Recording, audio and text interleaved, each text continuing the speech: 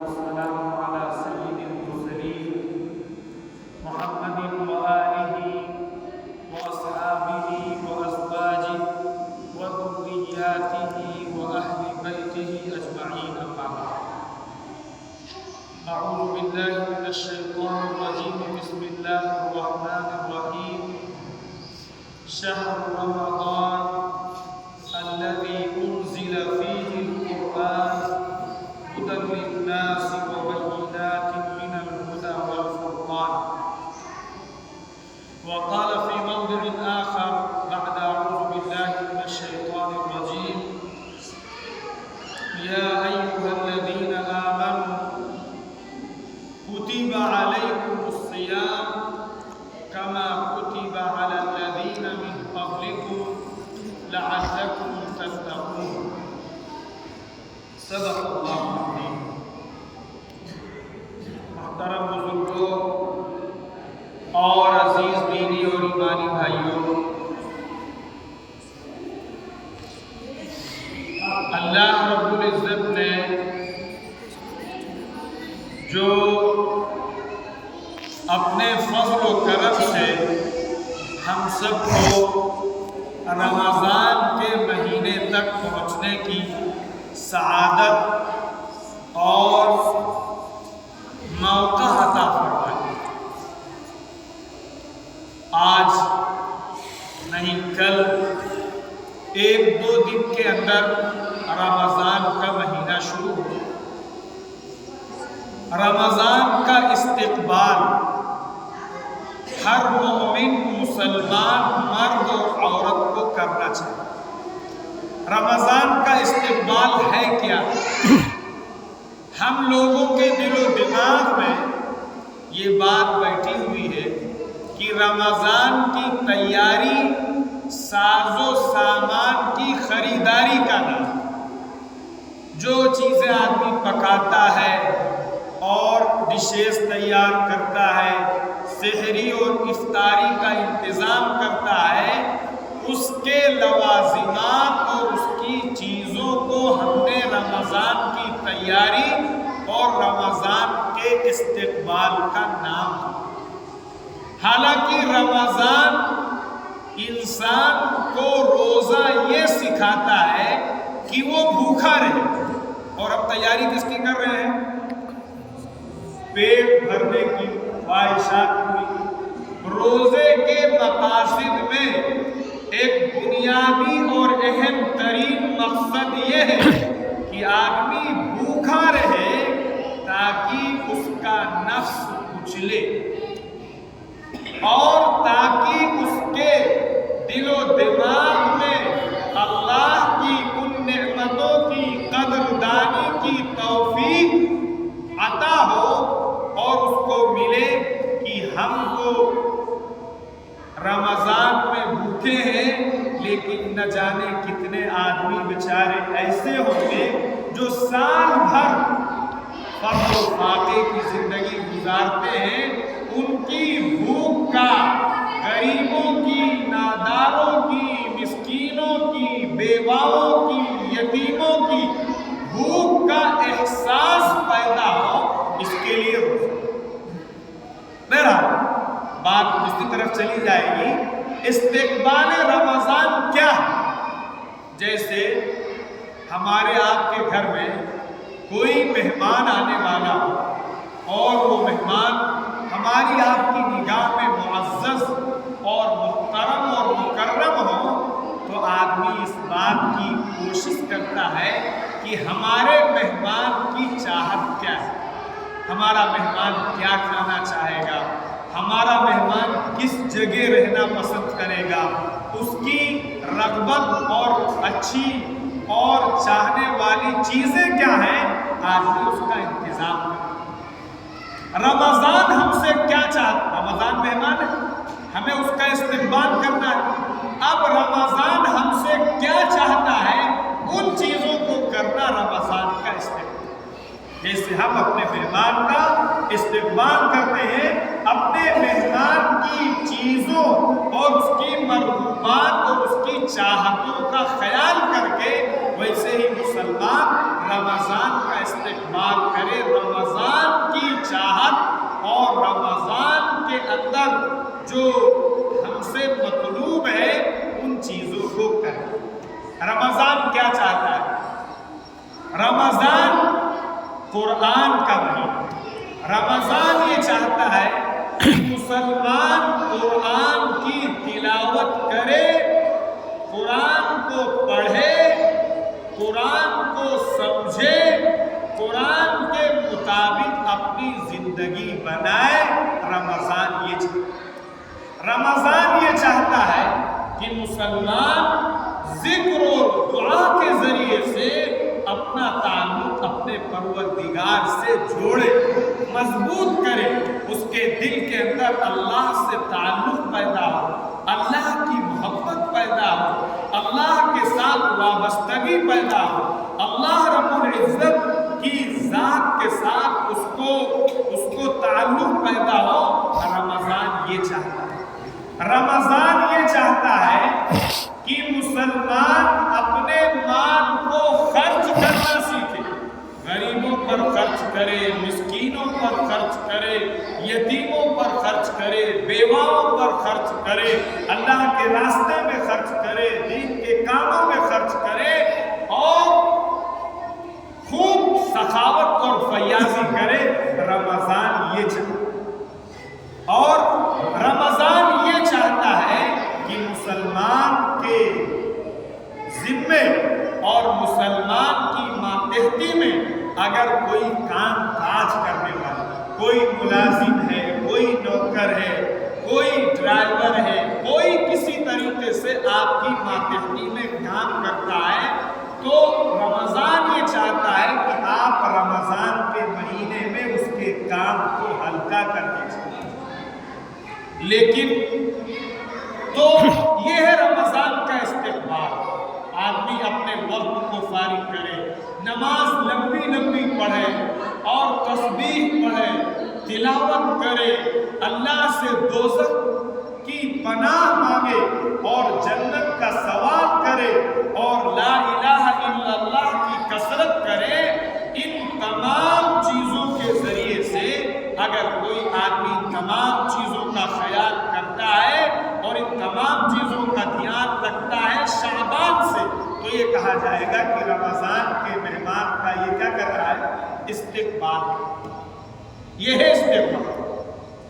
اس لیے میرے عزیز و بزرگ دوستو، اللہ کی طرف سے حضور اکرم صلی اللہ علیہ وسلم نے اور قرآن میں روزے کا مقصد جو بیان کیا گیا ہے، فرمایا یا ایھا الذین آمنوا کتب علیکم الصیام، کہ اے ایمان والو تم پر روزے فرض کیے گئے، روزے فرض کیے گئے۔ اور آگے فرمایا تم سے پہلے لوگوں پر جس طرح روزے فرض کیے گئے تھے اسی طرح تم پر بھی فرض کیے گئے، لعلکم تتقون۔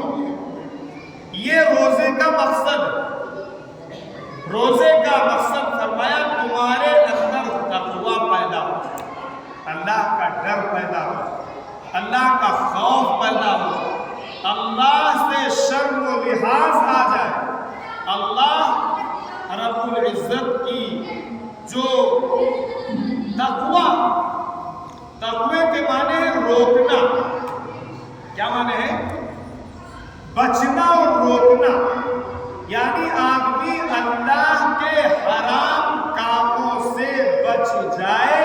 اس کی عادت تمہیں رمضان میں اس طرح ڈالنا ہے کہ پھر 11 مہینے تک اللہ کے منع کردہ اور فاربڈن چیزوں سے اللہ کی تم بچ جاؤ۔ یہ رمضان کے روزوں کا مقصد ہے۔ ہم لوگوں کے دل و دماغ میں ایک غلط بات یہ بیٹھ گئی ہے کہ روزہ نام ہے اپنے بعض اعضاء کو ان کے تقاضوں سے روک لے۔ نہیں سمجھ پایا شاید؟ جیسے منہ ہے، پیٹ ہے، پیٹ کا اور منہ کا تقاضا کھانا ہے نا؟ شرمگاہ ہے، اس کا تقاضا خواہش پوری کرنا۔ آدمی عام طور پہ یہ سمجھتا ہے کہ منہ اور پیٹ اور شرمگاہ کی خواہشات اور ان کے تقاضوں سے رک جانے کا نام روزہ۔ باقی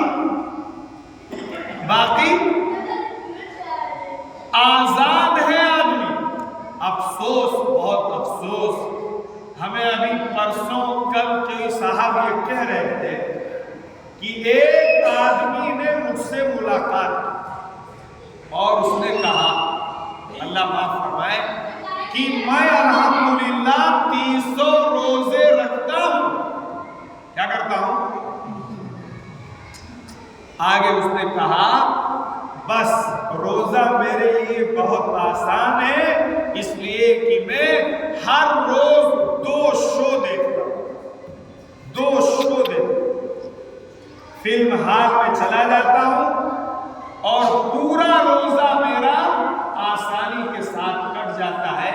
یہ وہ ہمارا بھائی بیچارہ، وہ یہ سمجھ رہا ہے کہ منہ اور پیٹ اور شرمگاہ کی خواہش سے بچ جانا اور باقی پھر جو جی چاہے وہ کرنا، ہمارا روزہ اس سے کیا ہوتا ہے؟ فرمایا روزہ الصوم صبر، روزہ صبر ہے۔ صبر کس چیز کا نام ہے؟ صبر نام ہے اللہ کے حرام کاموں سے، اللہ کے منع کیے ہوئے کاموں سے آدمی اپنے آپ کو روکے رکھے، اس کا نام صبر ہے اور اسی کا نام روزہ بھی۔ ایک آدمی روزہ رکھتا ہے اور غیبت کرتا ہے، چغلی کرتا ہے۔ آپ دیکھیں گے ہماری مائیں بہنیں بھی ہماری آواز کو سن رہی ہوں گی، یہ بات اب ایسی عام ہو چکی ہے، غیبت سے ہو سکتا ہے، میں سب کو نہیں کہہ سکتا ہوں، لیکن میں یہ بات بالکل کانفیڈنس کے ساتھ کہتا ہوں کہ پرسنٹیج میں نہیں ملے گا، مائنس میں آپ کو لوگ ملیں گے جو غیبت سے بچ پائے۔ اور غیبت جانتے ہیں بعض ائمہ کے یہاں غیبت کرنے سے روزہ ٹوٹ جاتا ہے۔ آپ صلی اللہ علیہ وسلم کے زمانے میں غیبت کرنا کیا ہے؟ اپنے مردار بھائی کا گوشت کھانا۔ قرآن کی آیت، آدمی بکرے کا اور بھینس کے گوشت کے کھانے سے رکا ہوا ہے اور یہ سمجھ رہا ہے کہ میں روزے سے ہوں، لیکن غیبت کر کے اپنے مردار بھائی کے گوشت کھانے سے نہیں رک پاؤں۔ غیبت ہے کیا؟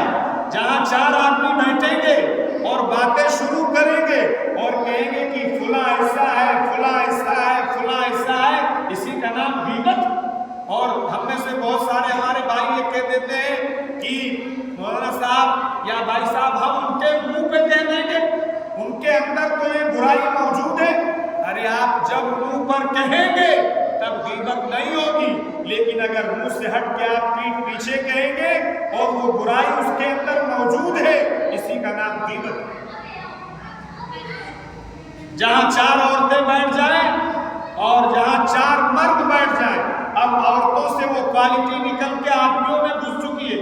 ہمارا ایک بڑا طبقہ ہے جو اس کے اندر انوالو ہے، اور آپ صلی اللہ علیہ وسلم کے زمانے میں ایک صحابی آپ کی خدمت میں آئے، آپ نے فرمایا جاؤ خلال کرو، میں تمہارے دانتوں میں گوشت دیکھ رہا ہوں، وہ گوشت ان کے دانتوں میں غیبت کرنے کا گوشت تھا، اور انہوں نے خلال کے ذریعے سے وہ ٹکڑے اپنے دانتوں سے نکالے جو انہوں نے غیبت کر کے اپنے مردار بھائی کا گوشت۔ ہم اور لوگ دین کو نہ سمجھنا چاہتے ہیں، دین کو جو آدمی جس طریقے سے سمجھا اسی طریقے سے اس کو فالو کرنا چاہتے ہیں۔ ایک مرتبہ آپ صلی اللہ علیہ وسلم نے روزے کا حکم دیا، لوگوں نے روزہ رکھا، آپ صلی اللہ علیہ وسلم کے پاس ایک نوجوان صحابی آئے، کہنے لگے اے اللہ کے رسول صلی اللہ علیہ وسلم، آپ 2 لڑکیوں کے روزہ کھولنے کا حکم دے دیجئے، اس لیے کہ وہ بالکل آخری حالت میں پہنچ چکی۔ آپ نے اپنا منہ پھیر لیا، دوبارہ انہوں نے کہا، آپ نے اپنا منہ پھیرا، دوبارہ انہوں نے کہا، آپ نے اپنا منہ پھیرا، کئی مرتبے آپ صلی اللہ علیہ وسلم نے اپنا منہ پھیر لیا، اور اس کے بعد پھر آپ نے فرمایا کہ ان لوگوں نے روزہ رکھا ہی کب تھا؟ کیا فرمایا؟ اپنا روزہ بچاؤ، اپنے روزے کی حفاظت کرو۔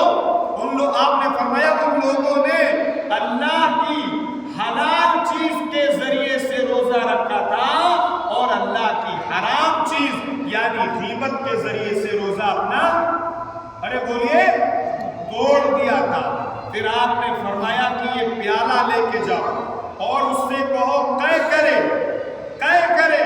اس خاتون نے قے کیا، اور جب اس نے قے کیا تو اس پیالے میں خون اور کچے تازے گوشت کے ٹکڑے اس پیالے میں قے کیا تو پورا پیالہ بھر گیا۔ گوشت غیبت کرنا یہ اتنا بدترین جرم ہے اور اتنا خراب۔ ایک روایت میں فرمایا الغیبت اشد من الزنا، زنا سے زیادہ سخت غیبت ہے۔ لیکن میرے عزیز و بزرگ دوستو، میں اپنے آپ کو بھی کہہ رہا ہوں کہ اگر آدمی غور کرے گا، دیکھے گا تو مسلمانوں کا مائنس در مائنس میں آپ جائیں گے جو غیبت سے بچے ہوئے لوگ ہوں گے، جو کسی کی دوسرے کی غیبت نہ کریں۔ اس لیے اپنے روزوں کو بچانا ہے، اپنے روزوں کی فکر کرنا ہے، ورنہ ہم بھوکے رہیں گے اور سوائے اللہ ہم سب کے روزوں کی حفاظت فرمائے، ہمیں صرف بھوک کے سوا کچھ نہیں۔ ایک ہمارے نوجوانوں کا وہ طبقہ ہے جو گیم کھیل کے اپنا وقت پاس کرنا چاہتا ہے، جو سیریل دیکھ کے اپنے وقت کو پاس کرنا چاہتا ہے، چاہے وہ اسلام بہت ساری سیریل بنائیں گے، مجھے زیادہ اس کے بارے میں جانکاری نہیں ہے کون سیریل کیسا ہے کیا ہے، لیکن وہ سیریل بنائیں گے اور ان کے اندر اسلامک چیزیں دکھائی گئی تاکہ مسلمانوں کو روزے کے اندر اس سیریل میں لگا دیا جائے، وہ بچہ اور بچی کو آدمی یہ سمجھے میں تو دین دیکھ رہا ہوں، میں تو شریعت دیکھ رہا ہوں، میں تو اسلامک معلومات حاصل کر رہا ہوں، اور پورا روزہ اپنا اس سیریل کے ساتھ گزار دے۔ یہ اپنے آپ کو روزے کی برکتوں سے محروم کرنا۔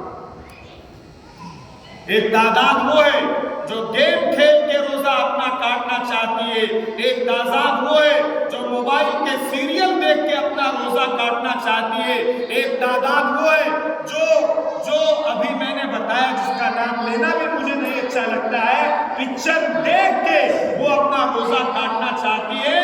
آپ یاد رکھیے نبی نے بہت پہلے فرمایا تھا کہ رب صائم لیس لہ من صیامہ الا الجوع۔ آقا نے کیسی بات ارشاد فرمائی تھی، بہت سارے روزے دار ایسے ہوں گے جن کو روزے میں سوائے بھوک کے کچھ نہیں۔ اللہ تعالیٰ ہمیں ان لوگوں میں نہ بنائے، اس لیے ہمیں اپنے روزوں کی قدر کرنا ہے، اس کی حفاظت کرنا ہے، اور حفاظت کے لیے آدمی اپنے آپ کو کرنے کے کام میں لگا دے۔ ہمارے پاس ہماری زبان ایک سیکنڈ منٹ نہیں، اللہ مجھے بھی توفیق دے، آپ کو بھی توفیق دے، ایک سیکنڈ ہماری زبان وہ دین اور اللہ کے ذکر سے غافل نہ رہے۔ کہا ہمارے پاس غیبت کرنے کا، چغلی کرنے کا، اعلان دیکھنے کا اور سیریل دیکھنے کا اور الٹی سیدھی چیزیں دیکھنے کا ہمارے پاس وقت کا۔ آدمی ذکر میں لگا رہے، تسبیح پڑھتا رہے، ملازم آدمی ہے اپنے آفس میں کام کر رہا ہے، کام کرنے کے وقت سسٹم پہ رہے اور جیسے ہی کام سے فارغ ہو वैसे ही कलमा पढ़ने लगे, ला इलाहा इल्लल्लाह खूब कसरत से पढ़ो, चलते पढ़ो, बैठते पढ़ो, उठते पढ़ो, नाचते पढ़ो, दौड़ते पढ़ो, कारोबार करते पढ़ो, और ला इलाहा इल्लल्लाह, ला इलाहा इल्लल्लाह खूब कसरत से पढ़ा जाए। और फरमाया दूसरा कलिमा अस्तगफिरुल्लाह, अपने गुनाहों को याद करे, अपने पापों को याद करे, अपनी लफ्जिशों को याद करे, अपनी नाफरमानियों को याद करे, अल्लाह के कौन कौन से हुक्म हमने तोड़े उनको याद करे, और उसके बाद अस्तगफिरुल्लाह, अस्तगफिरुल्लाह, ये दो कलिमा ला इलाहा इल्लल्लाह और अस्तगफिरुल्लाह, कहो ला इलाहा इल्लल्लाह, अस्तगफिरुल्लाह। ये रमजान की तैयारी हम कर रहे हैं कि ये दो कलिमात की कसरत करना है, ला इलाहा इल्लल्लाह खूब कहना है, अस्तगफिरुल्लाह खूब कसरत से कहना है, और एक कलिमा है अस्अलुकल जन्ना, ये अल्लाह मैं आपसे जन्नत का सवाल करता हूँ, पापी हूँ, गुनहगार हूँ, मुजरिम हूँ, नाफरमान हूँ, अपने नफ्स का असीर हूँ, नफ्स का मुक़य्यिद हूँ, लेकिन ए अल्लाह तूने हमें रमजान तक पहुँचाया है, तूने रोज़े की तौफीक अता फरमाई है, तूने तरावीह में कुरान सुनने की तौफीक दी है, ए अल्लाह इसलिए उम्मीद है मैं तुझसे तेरी जन्नत का सवाल करता हूँ, अस्अलुकल जन्ना व अऊज़ु बिका मिनन नार, और ए अल्लाह मैं दोज़ख से पनाह चाहता हूँ।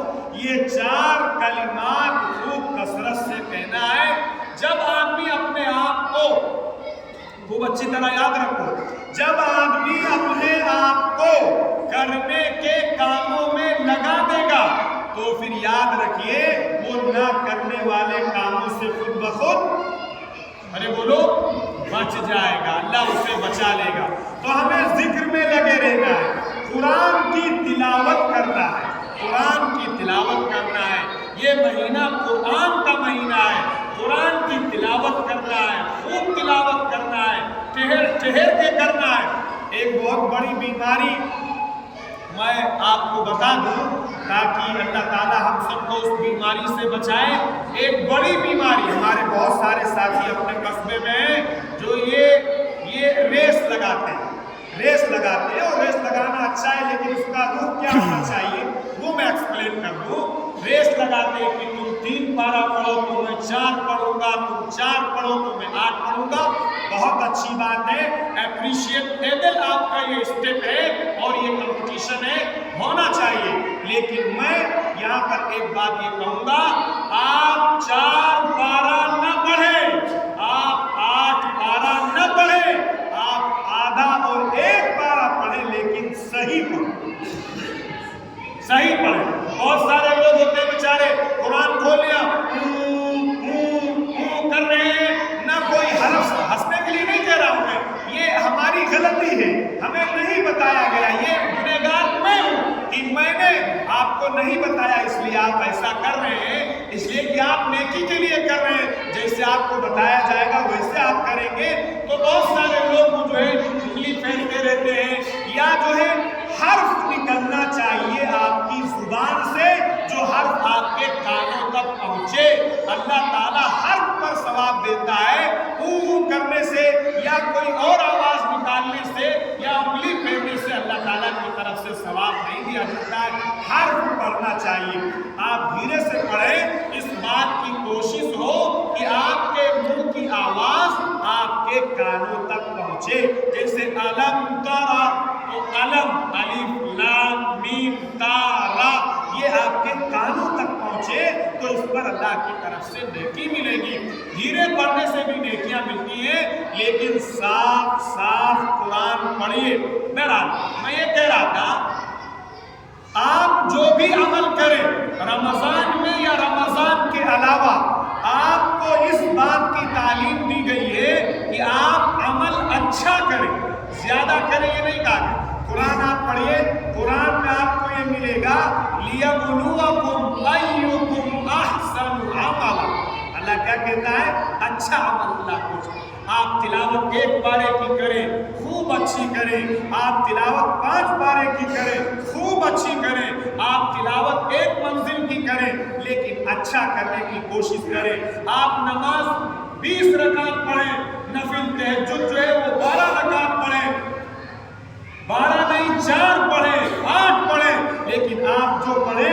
اچھا پڑھنے کی کوشش کریں، اس لیے کہ اچھا پڑھنا یہ اللہ کو محبوب ہے، اور زیادہ پڑھنا یہ اللہ کو مطلوب نہیں ہے۔ زیادہ اچھا پڑھیں، زیادہ پڑھیں بہت مبارک ہے، لیکن زیادہ پڑھیں خراب پڑھیں یہ اچھی چیز نہیں ہے۔ اس لیے جو بھی ہمارے ساتھی رمضان میں قرآن کی تلاوت میں ریس اور مقابلہ کرتے ہیں وہ اس بات کا خیال رکھیں اور مقابلہ کریں، بہت اچھی چیز ہے۔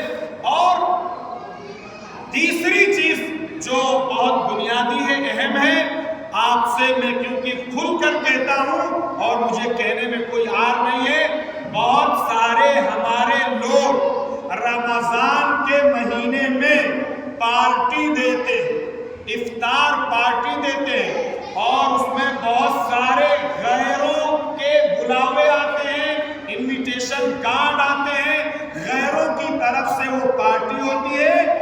آپ یاد رکھیے، آپ کسی ایسے شخص کی پارٹی میں بالکل روزہ افطار کرنے کے لیے مت جائیے جس کے بارے میں آپ کو شیور ہو کہ اس کا مال گندا ہے، اس کے پیسے گندے ہیں، اس کے پیسے خراب ہیں، اس کا بزنس جو ہے وہ غلط چیزوں کا ہے۔